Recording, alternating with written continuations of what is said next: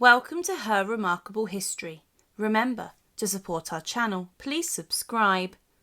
The disgusting abuse of Mary Boleyn, the mistress of Henry VIII. Now, one of the most shocking events of the reign of King Henry VIII saw his second wife, Anne Boleyn, heading towards Tower Green inside of the walls of the Tower of London for her execution. It was with the swing of the executioner's sword that Anne Boleyn's life came to an end, but this brutal act also ended the influence, power and success of her family, the Boleyns at court.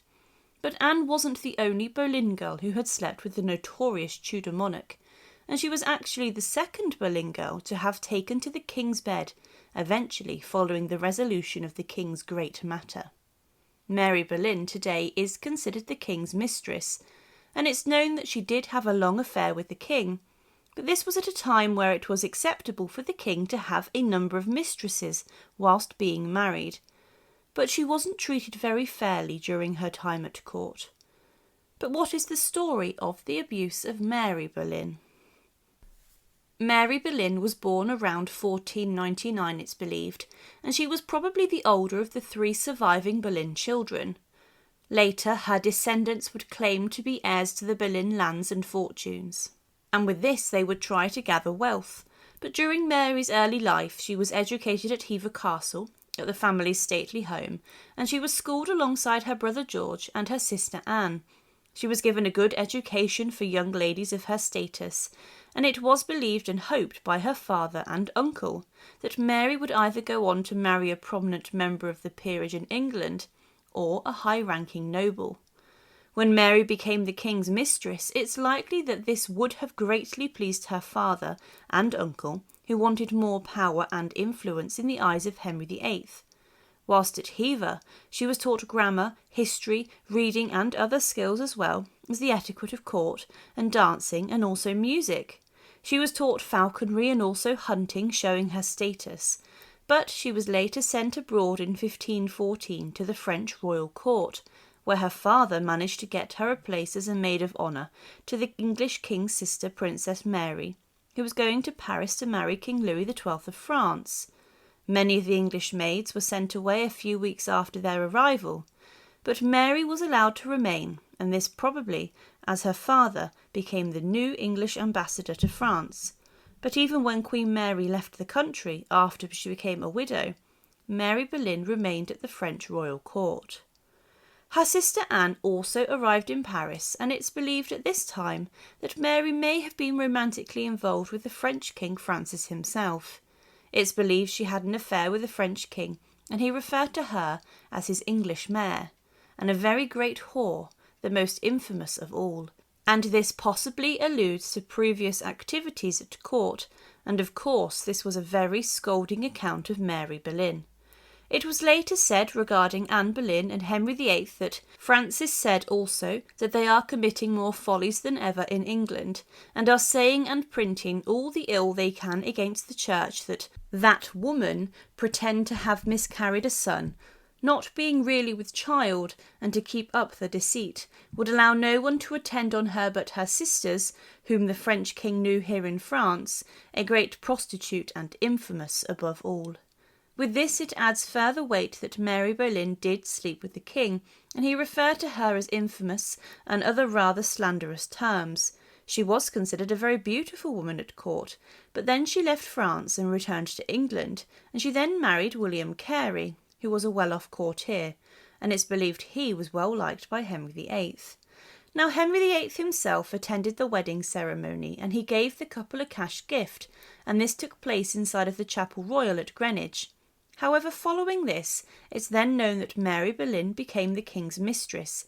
It's likely that the king liked what he saw in Mary, and possibly comments about her reputation may have spread. However, these could have been incorrect and scandalous. She had been subject to great rumours of promiscuity before, but now she was taking the King of England's bed, something which was sought by a number of women. But it was something that cast her into a position of power and intimacy with the king. But quickly after she married, she began to have a number of liaisons with Henry VIII, and she was regularly summoned to the king's bedchamber during his marriage to Catherine of Aragon. Catherine had been beginning to frustrate the king with a lack of a male heir, and he was known during his first marriage for taking a number of mistresses. Now, some historians do consider, though, that during her liaisons with the king, Mary actually fell pregnant with one of the king's children, and that Henry VIII was the father of one of her children, and if not both of them. Her firstborn child was a son, who she named Henry, and some consider that the king did father the son, and that the child was named after him. But if this was true, then it would have made the boy an illegitimate heir to the throne. It's known that Henry VIII did try to place his illegitimate son Henry Fitzroy into a place of power, but he died at an early age. But some do consider that he could have been the heir to the throne. Some also considered that her daughter Catherine could have also been an illegitimate daughter of Henry VIII, and she later became a lady of the bedchamber to Queen Elizabeth I, who with this assumption and rumour would have made Catherine and Elizabeth paternal half-sisters if this was true.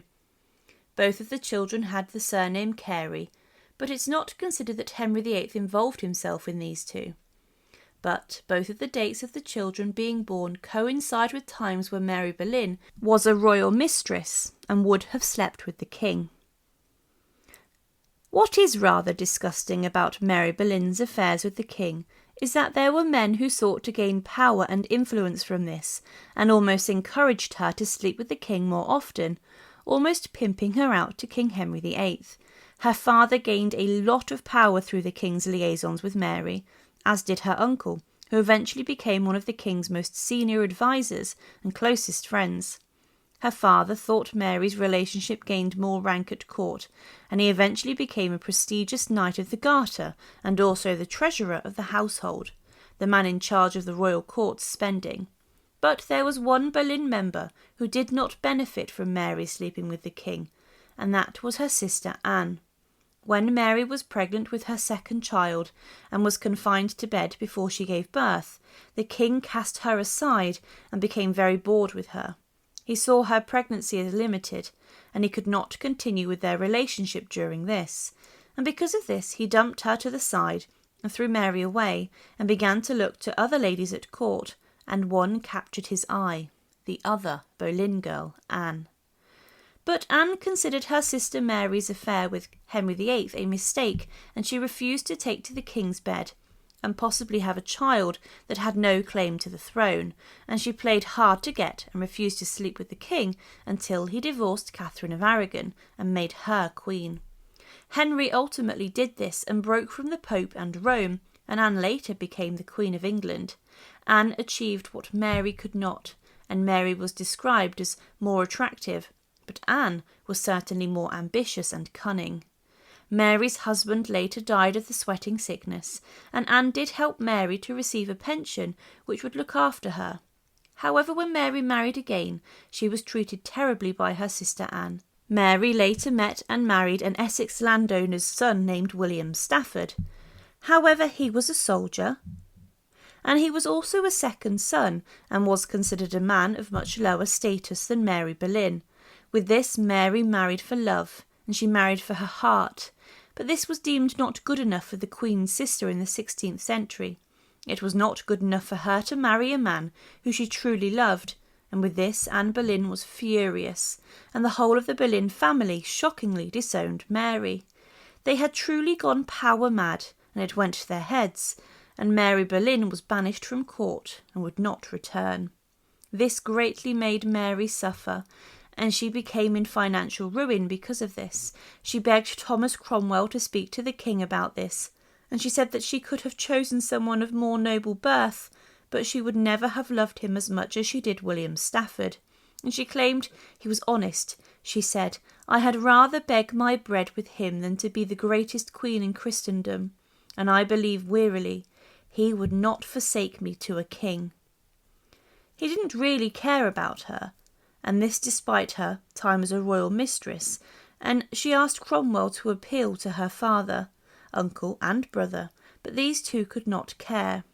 Anne later took some pity on her and sent her some money, but refused to allow her to return to court. The pair did not meet again after her exile, as Anne Boleyn was executed on the 19th of May 1536.